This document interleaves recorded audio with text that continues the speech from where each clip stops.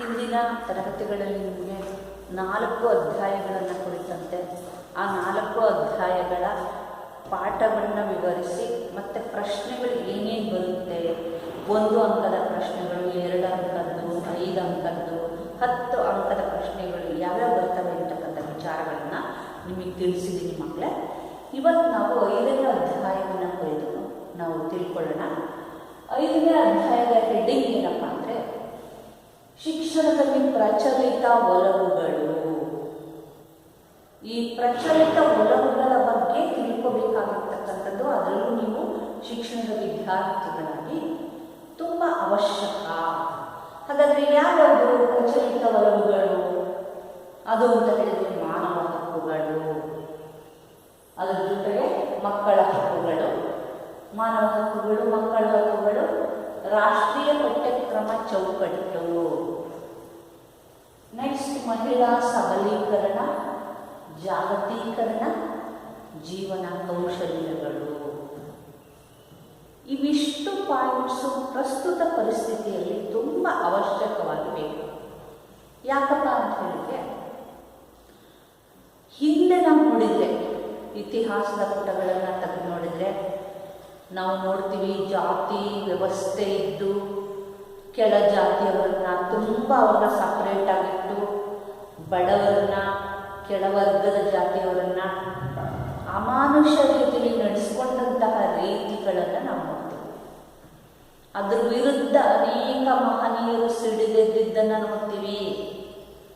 ಅಂತಹ ಒಂದು ಶೋಷಣೆಯಿಂದ ಹೊರಗೆ ಬರ್ತಕ್ಕಂಥದ್ದು ಪ್ರತಿಯೊಬ್ಬ ಮನುಷ್ಯನಿಗೂ ತುಂಬ ಅವಶ್ಯಕ. ಏಕೆಂತ ಹೇಳಿದ್ರೆ ಪ್ರತಿಯೊಬ್ಬ ವ್ಯಕ್ತಿಗೂ ಅವನದೇ ಆದ ವ್ಯಕ್ತಿತ್ವ ಇದೆ. ಯಾರು ಯಾರನ್ನು ಶೋಷಣೆ ಮಾಡಬಾರ್ದು, ದಬ್ಬಾಳಿಕೆ ಮಾಡಬಾರ್ದು, ದೌರ್ಜನ್ಯ ಮಾಡಬಾರ್ದು.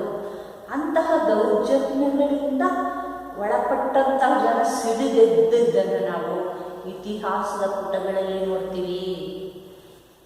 ಕಾರ್ಮಿಕರ, ಈಗ ರಷ್ಯಾ ಕ್ರಾಂತಿ, ಅಮೇರಿಕದ ಕ್ರಾಂತಿ, ಎಲ್ಲ ಕ್ರಾಂತಿಗಳು ಆದವು. ಆ ಎಲ್ಲ ಕ್ರಾಂತಿಗಳ ಹಿಂದೆ ಇಂತಹ ಹಸಿದ ಶೋಷಣೆ ಒಳಗಾದಂತಹ ವ್ಯಕ್ತಿಗಳ ಕೂಗು ಆ ಕ್ರಾಂತಿಗಳಿಗೆ ಕಾರಣೀಭೂತ ಆಗಿರ್ತಕ್ಕಂಥದ್ದನ್ನು ನೋಡ್ತೇವೆ. ಹಾಗಾಗಿ ಇಲ್ಲಿ ನಾವು ಮಾನವ ಹಕ್ಕುಗಳ ಬಗ್ಗೆ ತುಂಬ ಅವಶ್ಯಕವಾಗಿ ತಿಳ್ಕೋಬೇಕು ಅಂತ. ಯಾಕೆ ಅಂತ ಹೇಳಿದರೆ ಪ್ರತಿಯೊಬ್ಬ ವ್ಯಕ್ತಿಗೂ ಅವನಿಗೆ ಜೀವಿಸಲಿಕ್ಕೆ ಅವನಿಗೆ ಅವಕಾಶ. ಪ್ರತಿಯೊಬ್ಬ ಮನುಷ್ಯನು ಸ್ವತಂತ್ರನು.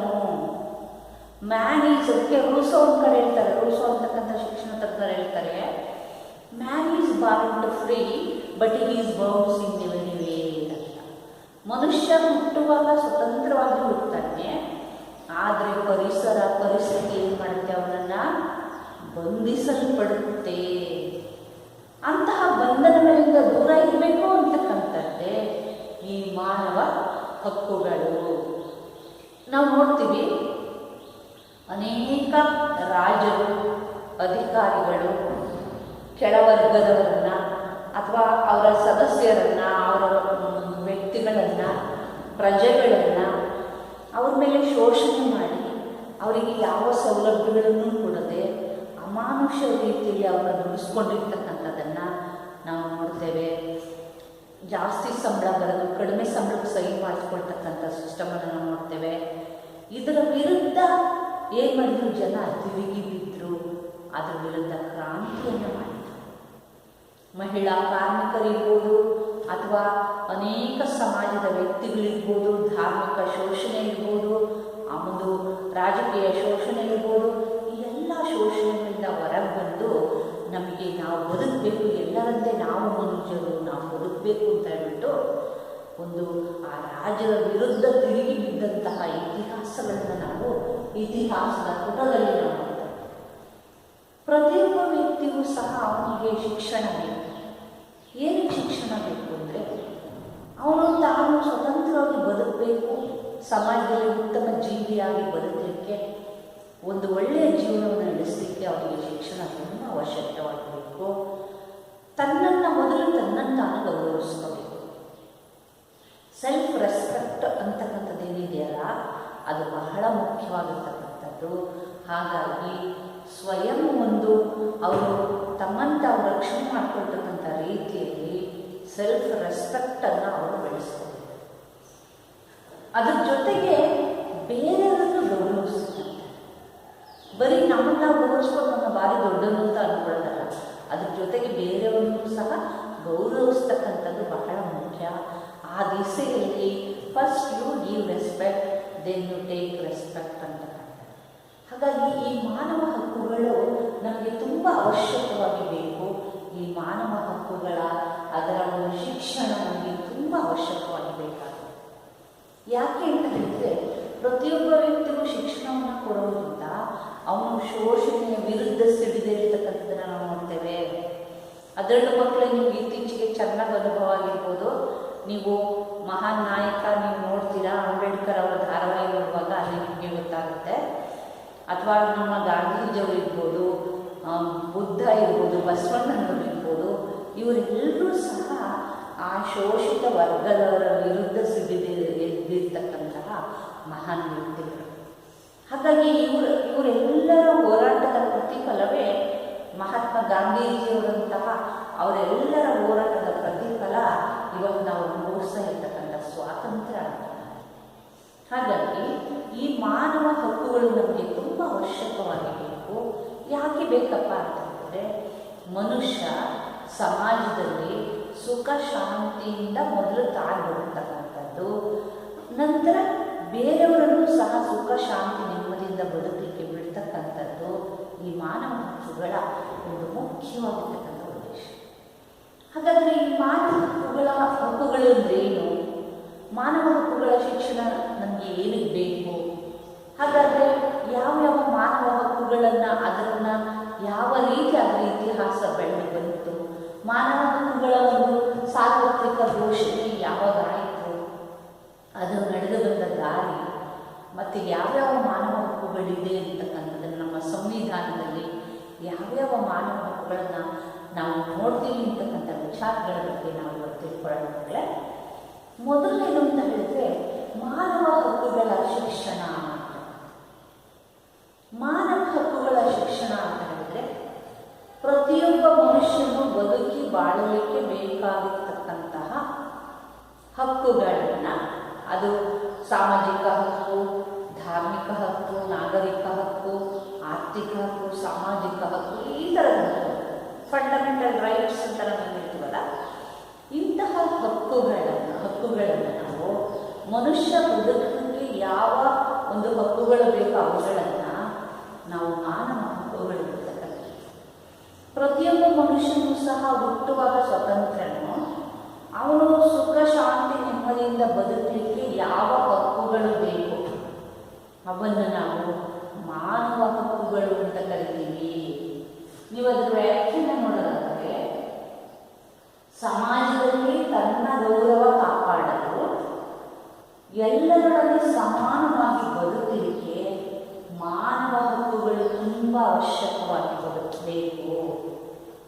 ಇನ್ನು ಯಾವ ಹಕ್ಕುಗಳಿಲ್ಲದೆ ಮನುಷ್ಯ ಅಥವಾ ಮಾನವರು ಘನತೆ ಗೌರವದಿಂದ, ಇದು ಬಹಳ ಮುಖ್ಯವಾಗಿರ್ತಕ್ಕಂಥದ್ದು ಮಕ್ಕಳಿಗೆ, ಯಾವ ಹಕ್ಕುಗಳಿಲ್ಲದೆ ಮನುಷ್ಯರು ಅಥವಾ ಮಾನವರು ಘನತೆ ಗೌರವದಿಂದ ಬದುಕಲಿಕ್ಕೆ ಸಾಧ್ಯವಿಲ್ಲವೋ ಅಂಥ ಹಕ್ಕುಗಳನ್ನ ಮಾನವ ಹಕ್ಕುಗಳು ಅಂತ ಕರಿತೀವಿ. ಹಾಗಾದರೆ ಮಾನವ ಹಕ್ಕುಗಳು ಅಂದರೆ ಮನುಷ್ಯ ಘನತೆ ಗೌರವದಿಂದ ಸಮಾಜದಲ್ಲಿ ಬದುಕಿ ಬಾಳುವಂತಹ ಹಕ್ಕುಗಳೇ ಮಾನವ ಹಕ್ಕುಗಳು. ಇವು ಬಹಳ ಮುಖ್ಯವಾಗಿರ್ತಕ್ಕಂಥವು. 1948 ಡಿಸೆಂಬರ್ ಅಂದು ಏನು ಒಂದು ಕರಡು ಸಮಿತಿ ರೂಪಿತವಾಗಿ ಮಾನವ ಹಕ್ಕುಗಳನ್ನು ಒಂದು ಆಯೋಗ ರಚನೆ ಆಯ್ತಲ್ಲ, ಆ ಆಯೋಗದಿಂದ ಹೊರಬಂದಂತಹ ಹಕ್ಕುಗಳನ್ನೇ ನಾವು ಮಾನವ ಹಕ್ಕುಗಳು ಅಂತ ಕರಿತೀವಿ.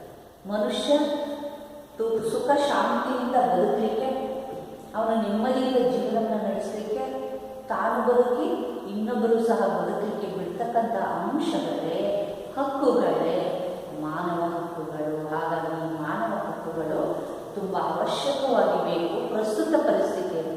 ಏಕೆಂದರೆ ನಾವು ನೋಡ್ತೀವಿ ಇವತ್ತು ಎಲ್ಲದರಲ್ಲಿ ಅತ್ಯಾಚಾರ, ಅನ್ಯಾಯ, ಅಥವಾ ದೇವಸ್ಥಾನಗಳನ್ನು ನಾಶ ಮಾಡ್ತಕ್ಕಂಥದ್ದು, ಮಸೀದಿ ಮೇಲೆ, ಚರ್ಚ್ ಮೇಲೆ ಚಪ್ಪಲಿಯ ಹಾರನ್ನು ಎಸೆತಕ್ಕಂಥದ್ದು, ಅಥವಾ ಕೋಮು ಗಲಭೆಗಳು, ಭಾಷೆಗೆ ಸಂಬಂಧಿಸಿದಂಥ ಜಗಳಗಳು, ಗಡಿ ವಿವಾದ ಸಮಸ್ಯೆಗಳು, ಇಂಥ ಎಲ್ಲ ಸಮಸ್ಯೆಗಳನ್ನು ನಾವು ನೋಡ್ತೀವಿ. ಒಂದು ದೇಶದೊಳಗಿರುವ ಸಮಸ್ಯೆಗಳಾದರೆ ಇನ್ನೊಂದು ದೇಶದ ನಡುವೆ ಇರ್ತಕ್ಕಂಥ ಸಮಸ್ಯೆಗಳಾದ ನದಿ ನೀರಿನ ಹಂಚಿಕೆ ಇರ್ಬೋದು, ಗಡಿ ಸಮಸ್ಯೆ ಇರ್ಬೋದು, ಇಂಥ ಸಮಸ್ಯೆಗಳ ಸುಳಿಯಲ್ಲಿ ಇವತ್ತು ನಾವು ಸಿಗಾಕೊಂಡಿದ್ದೀವಿ.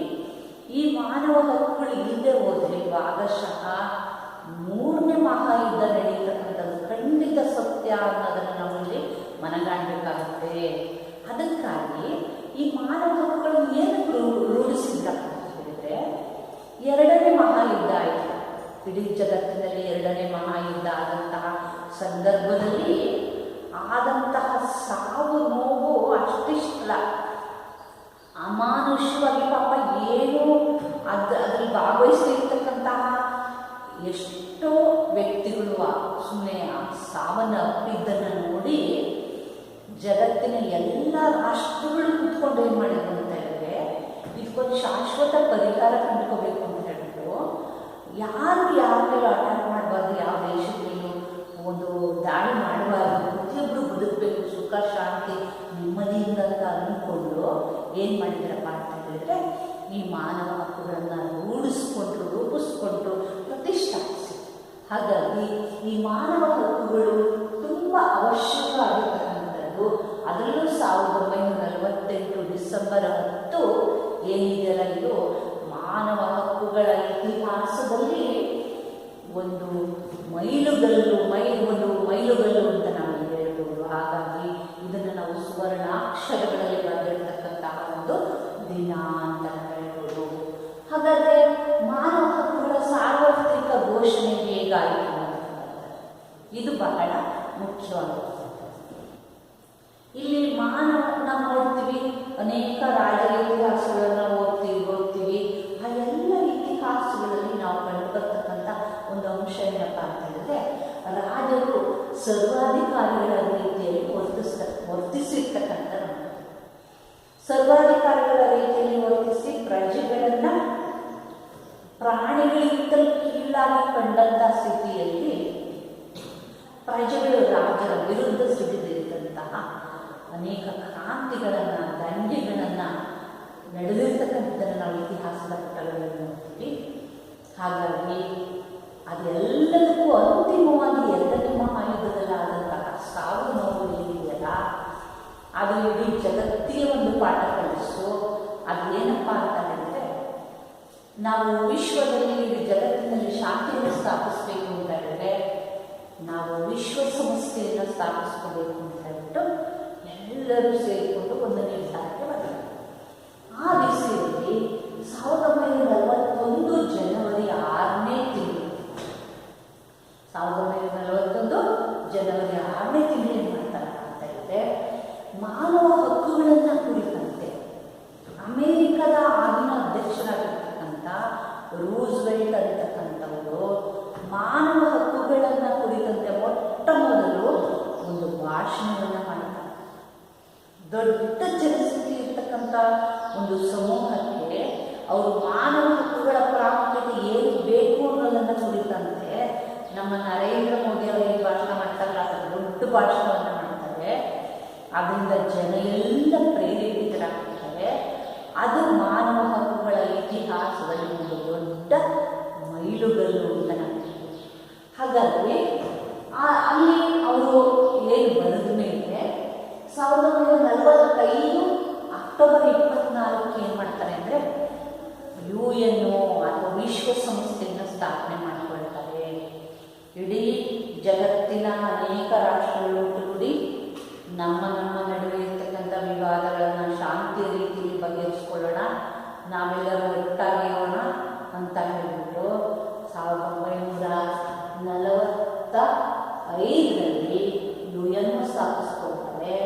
ಸ್ಥಾಪಿಸ್ಕೊಂಡ್ಮೇಲೆ 18 ರಾಷ್ಟ್ರಗಳು ಒಟ್ಟುಗೂಡಿ ಏನು ಮಾಡ್ತಾರೆ, ಅಲ್ಲಿ ಅಮೇರಿಕದ ಅಧ್ಯಕ್ಷರ ಒಂದು ಶ್ರೀಮತಿ ಅವರಾಗಿರ್ತಕ್ಕಂಥ ಎಲೆನಾ ರೂಸ್ವೆಲ್ಟ್ ಅವರನ್ನು ಅಧ್ಯಕ್ಷನಾಗಿ ಮಾಡಿಬಿಟ್ಟು ಅವರ ಅಧ್ಯಕ್ಷತೆಯಲ್ಲಿ ಒಂದು ಕರಡು ಸಮಿತಿಯನ್ನು ರಚನೆ ಮಾಡ್ತಾರೆ.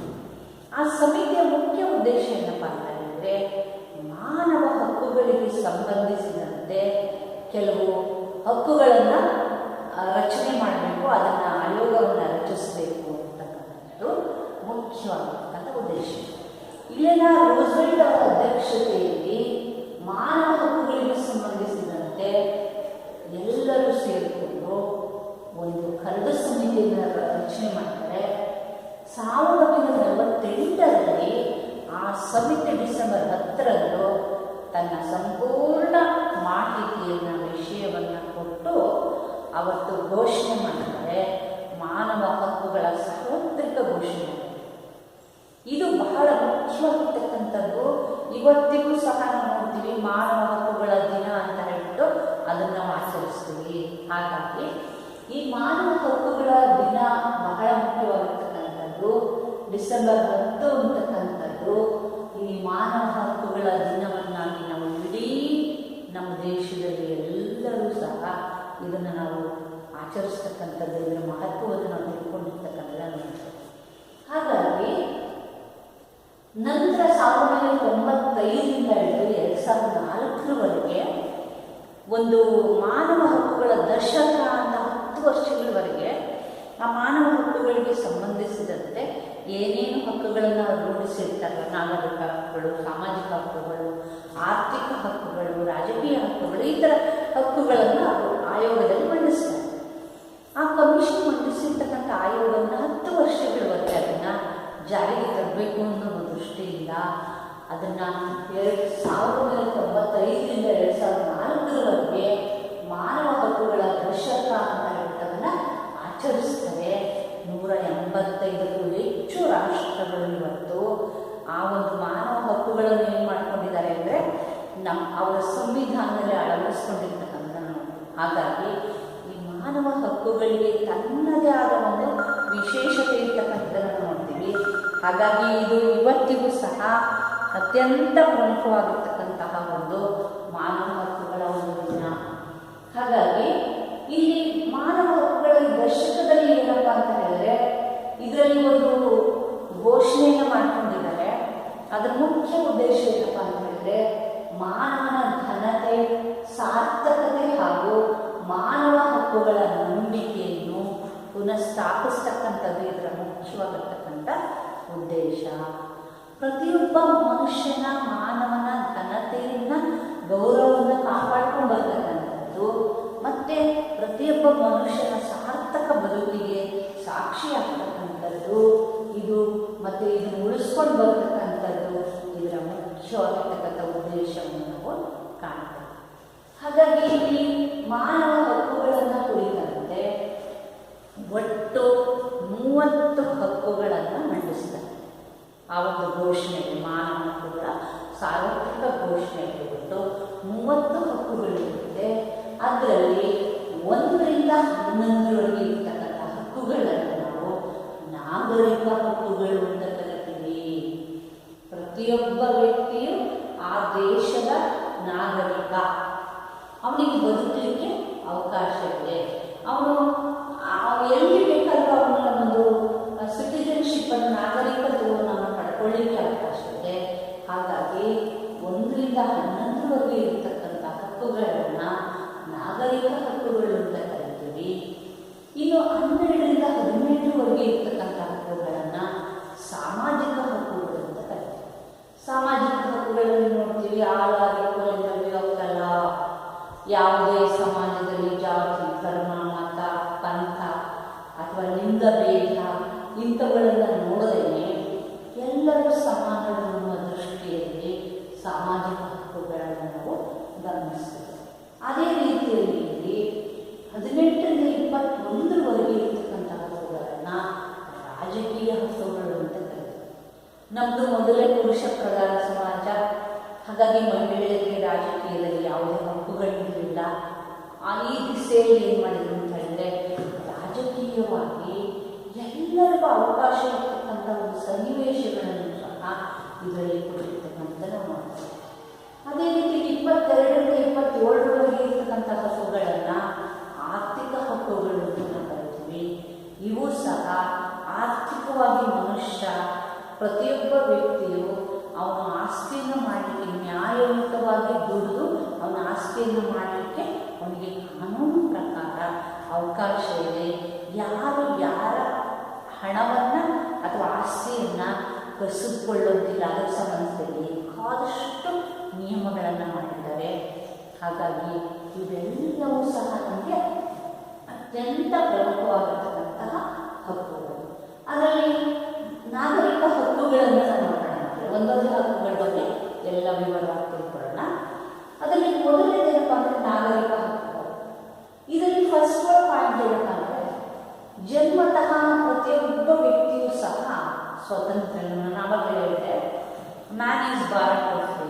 ಪ್ರತಿಯೊಬ್ಬ ಮನುಷ್ಯನು ಹುಟ್ಟುವಾಗ ಸ್ವತಂತ್ರನಾಗಿ ಹುಟ್ಟುತ್ತಾನೆ. ಹುಟ್ಟಿದ ಮೇಲೆ ಅವನನ್ನು ನಾವೆಲ್ಲರೂ ಸಹೋದರರು. ನಮ್ಮಲ್ಲಿರುವ ಎಲ್ಲ ಭಿನ್ನತೆಗಳನ್ನು ಮರಿಬೇಕು. ಅದು ಯಾವುದೇ ಭಿನ್ನತೆ ಇರ್ಬೋದು, ಒಂದು ಲಿಂಗ, ಜಾತಿ, ಧರ್ಮ, ವರ್ಗ ಈ ಥರದ ಎಲ್ಲವನ್ನೂ ಬಿಟ್ಟು ಎಲ್ಲರೂ ಸಮಾನರು ಅಂತಕ್ಕಂತಹ ಭಾವನೆಯನ್ನು ಹೊಂದತಕ್ಕಂಥದ್ದು ಇದು ನಾಗರಿಕ ಹಕ್ಕುಗಳು. ಅದರ ಜೊತೆಗೆ ಒಂದು ಸಹೋದರತ್ವ ಭಾವನೆಯನ್ನು ಬೆಳೆಸಬೇಕು. ನಮ್ಮ ಜಾತಿ ಧರ್ಮಗಳ ನಡುವೆ ಸಂಕೋಲೆಗಳನ್ನು ಬಿಟ್ಟು ನಾವೆಲ್ಲರೂ ಸಹೋದರರು. ಅದಕ್ಕೆ ರವೀಂದ್ರನಾಥ ಟಾಗೋರ್ ಒಂದು ಕಡೆ ಹೇಳ್ತಾರೆ, ಇಡೀ ಜಗತ್ತೇ ಒಂದು ಕುಟುಂಬ, ನಾವೆಲ್ಲರೂ ಸಹ ಆ ಕುಟುಂಬದ ಸಹೋದರರು ಅಂತಕ್ಕಂಥ ಮಾತನ್ನು ಹೇಳ್ತಾರೆ. ಆ ರೀತಿಯಲ್ಲಿ ಒಂದು ಸಹೋದರತ್ವವನ್ನು ಬೆಳೆಸ್ಕೊಳ್ತಕ್ಕಂಥದ್ದು ತುಂಬ ಮುಖ್ಯವಾಗಿರ್ತಕ್ಕಂಥದ್ದು. ಹಾಗಾಗಿ ಇದು ನಾಗರಿಕ ಹಕ್ಕಿನ ಮೊದಲನೇ ಪಾಯಿಂಟ್. ಎರಡನೇ ಪಾಯಿಂಟ್ ಏನಪ್ಪ ಅಂತ ಹೇಳಿದ್ರೆ ಜಾತಿ, ಮತ, ಧರ್ಮ, ಲಿಂಗ, ವರ್ಣ ಇದೆಲ್ಲದರ ಒಂದು ಕಾರಣಗಳನ್ನು ಇಟ್ಟುಕೊಂಡು ಯಾರನ್ನು ಕೀಳಾಗಿ ಕಾಣುವುದಿಲ್ಲ. ಎಲ್ಲರೂ ಸಮಾನರು, ಎಲ್ಲರೂ ಸಹ ಎಲ್ಲ ಹಕ್ಕು ಮತ್ತು ಸ್ವಾತಂತ್ರ್ಯಕ್ಕೆ ಸಮಾನರು, ಬರ್ತಾರೆ. ಹಾಗಾಗಿ ಅವನು ಕೀಳುಜಾತಿಯವ, ನಾವು ಮೇಲ್ಜಾತಿಯವ ಅಂತ ಹೇಳ್ಬಿಟ್ಟು, ಅಥವಾ ಹೆಣ್ಣು ಗಂಡು, ಹಳ್ಳಿಯವ ಪಟ್ಟಣದವ, ಸುಶಿಕ್ಷಿತ ಅಶಿಕ್ಷಿತ, ಶ್ರೀಮಂತ ಬಡವ ಈ ಥರದ ಯಾವುದೇ ವ್ಯತ್ಯಾಸಗಳನ್ನು ಗುರುತಿಸೋಂಗಿಲ್ಲ. ಎಲ್ಲರೂ ಒಂದೇ ಅಂತಕ್ಕಂಥ ದೃಷ್ಟಿ, ಕಾನೂನಿನ ದೃಷ್ಟಿಯಲ್ಲಿ ಎಲ್ಲರೂ ಒಂದೇ. All equal in the view of the law. ಅವನು ಬಡವ ಇರ್ಬೋದು, ಶ್ರೀಮಂತ ಇರ್ಬೋದು, ಎಲ್ಲರಿಗೂ ಒಂದೇ. ಎಲ್ಲರಿಗೂ ಸಹ ಸಮಾನವಾಗಿ ಕಾಣಲಿಕ್ಕೆ ಅವಕಾಶ ಇದೆ ಅಂತಕ್ಕಂಥದ್ದು ಇಲ್ಲಿ ನಾಗರಿಕ ಹಕ್ಕಿನಲ್ಲಿ ಬರ್ತಕ್ಕಂಥ ಎರಡನೇ ಒಂದು ಪಾಯಿಂಟ್. ಮೂರನೇ ಪಾಯಿಂಟ್ ಏನಪ್ಪ ಅಂದರೆ ವ್ಯಕ್ತಿ ಸ್ವಾತಂತ್ರ್ಯ ಮತ್ತು ಭದ್ರತೆಯ ಹಕ್ಕು. ಪ್ರತಿಯೊಬ್ಬ ವ್ಯಕ್ತಿಗೂ ಅವನಿಗೆ ಸ್ವಾತಂತ್ರ್ಯವಿದೆ. ಇಲ್ಲಿ ಆ ಸ್ವಾತಂತ್ರ್ಯವನ್ನು ನಾವು ದುರುಪಯೋಗಪಡಿಸ್ತೀವಿ. ಸಂವಿಧಾನ ನಮಗೆ ಸ್ವಾತಂತ್ರ್ಯ ಕೊಟ್ಟಿದೆ. ಆ ಸ್ವಾತಂತ್ರ್ಯದ ಹಿನ್ನೆಲೆಯಲ್ಲಿ ನಮ್ಮ ಕರ್ತವ್ಯವನ್ನು ನಾವು ಮಾಡಬಾರ್ದು. ನನಗೆ ಮಾತಾಡಲಿಕ್ಕೆ ಸ್ವಾತಂತ್ರ್ಯ ಇದೆ ಅಂತ ಹೇಳಿದ್ರೆ ನಾನು ಇನ್ನೇನೋ ಮಾತಾಡೋದಿಲ್ಲ. ಹಾಗಾಗಿ ಪ್ರತಿಯೊಬ್ಬ ವ್ಯಕ್ತಿಗೂ ಸಹ ಅವನು ಸ್ವಾತಂತ್ರ್ಯದ ಹಕ್ಕು ಅವನಿಗೆ ಇದೆ ಮತ್ತು ಭದ್ರತೆಯ ಹಕ್ಕು ಇದೆ. ಯಾರು ನಾವು ಕೊಲೆ ಮಾಡೋದಿಲ್ಲ, ಅವನು ಮುಟ್ಟಂಗಿಲ್ಲ. ಯಾಕೆ ಅಂದರೆ ಪ್ರತಿಯೊಬ್ಬರಿಗೂ ಜೀವಿಸ್ಲಿಕ್ಕೆ ಹಕ್ಕಿದೆ. ಈ ಭೂಮಿ ಮೇಲೆ ಹುಟ್ಟಿದ ಮೇಲೆ ಪ್ರತಿಯೊಬ್ಬರಿಗೂ ಜೀವಿಸ್ಲಿಕ್ಕೆ ಹಕ್ಕಿದೆ. ಅದು ಸಹ ನಾಗರಿಕನ ಒಂದು ಹಕ್ಕು. ಇನ್ನು ಗುಲಾಮಗಿರಿಯನ್ನು ಮಾಡುವಂತಿಲ್ಲ. ಇವತ್ತಿಗೂ ನಾವು ನೋಡ್ತೇವೆ, ಪಾಪ ಕೆಳ ಜಾತಿಯವರನ್ನ, ಕಾರ್ಮಿಕರನ್ನು ದುಡಿಸ್ಕೊಳ್ತಕ್ಕಂಥ, ಜೀತದ ಆಳುಗಳಾಗಿ ದುಡಿಸ್ಕೊಳ್ತಕ್ಕಂಥ ವ್ಯವಸ್ಥೆ ಇವತ್ತಿಗೂ ಸಹ ಇದೆ. ಹಾಗಾಗಿ ಕೆಳ ವರ್ಗದ ಕಡು ಬೇಡವರನ್ನು ದುಡಿಸ್ಕೊಂಡು ಶಾಲೆ ಕಳಿಸ್ತೇನೆ, ಆ ಮಕ್ಕಳನ್ನು ಅನಕ್ಷರಸ್ಥರನ್ನು ಮಾಡ್ತಕ್ಕಂಥ ಸ್ಥಿತಿ. ಈ ಥರ ಮಾಡೋದಕ್ಕೆ ಕಾನೂನುಗಳಿದೆ. ಹಾಗಾಗಿ ಸುಶಿಕ್ಷಿತರಾಗಿರ್ತಕ್ಕಂಥ ನಾವೆಲ್ಲರೂ ಸಹ ಇವುಗಳನ್ನೆಲ್ಲ ತಿಳ್ಕೊಂಡು ಅವನ್ನ ಜಾರಿಗೆ ತರ್ತಕ್ಕಂಥದ್ದು ನಮ್ಮೆಲ್ಲರ ಹೊಣೆಗಾರಿಕೆ. ಶ್ರೀಮಂತ ಮನದಲ್ಲಿ ಹುಟ್ಟಿದಂಥ ನಾವು ಮಾತ್ರ ನಮ್ಮ ಮಕ್ಕಳನ್ನ ಎಜುಕೇಟೆಡ್ ಮಾಡಿ, ಬಡ ಮಕ್ಕಳನ್ನ, ಚಿಕ್ಕ ಮಕ್ಕಳನ್ನ ಕರ್ಕೊಂಬಂದು ಬಾಲ್ಯ ಕಾರ್ಮಿಕರನ್ನಾಗಿ ಬೆಳೆಸ್ಕೊಳ್ತಕ್ಕಂಥದ್ದು ಯಾವ ನ್ಯಾಯ ಅಂತಕ್ಕಂಥದ್ದನ್ನು ಪ್ರತಿಯೊಬ್ಬರು ಪ್ರಶ್ನೆ ಮಾಡಿಕೊಂಡಾಗ ಎಲ್ಲರಿಗೂ ಶಿಕ್ಷಣ ಸಿಕ್ಕುತ್ತೆ. ಆವಾಗ ಎಲ್ಲರೂ ಸಮಾನರಾಗಿ ಬದುಕಲಿಕ್ಕೆ ಸಾಧ್ಯ ಆಗುತ್ತೆ ಮಕ್ಕಳೇ. ಹಾಗಾಗಿ ಈ ಶಿಕ್ಷಣಕ್ಕೆ ಸಂಬಂಧಿಸಿದ ಪ್ರಚಲಿತ ಒಲವುಗಳು ತುಂಬ ಅವಶ್ಯಕವಾಗಿದೆ. ಹಾಗಾಗಿ ಇವುಗಳನ್ನು ನಾವೆಲ್ಲರೂ ಸಹ ತಿಳ್ಕೊಂಡು ಇವನ್ನ ನಮ್ಮ ಜಾರಿಗೆ ತಂದಲ್ಲಿ ಒಂದು ಒಳ್ಳೆಯ ಆದರ್ಶ ಸಮಾಜವನ್ನು ನಾವು ನಿರ್ಮಾಣ ಮಾಡೋಕ್ಕೆ ಸಾಧ್ಯತೆ ಇದೆ ಅಂತಕ್ಕಂಥದ್ದನ್ನು ನಾವು ಇಲ್ಲಿ ಗಮನಿಸಬೇಕಾಗುತ್ತೆ. ಇವತ್ತು ನಾವು ಮಾಡಿದ ಪಾಠ ಮೇಲೆ ಪ್ರಶ್ನೆಗಳು ಏನೇನು ಕೇಳ್ತಾರೆ ಅಂದರೆ, ಮಾನವ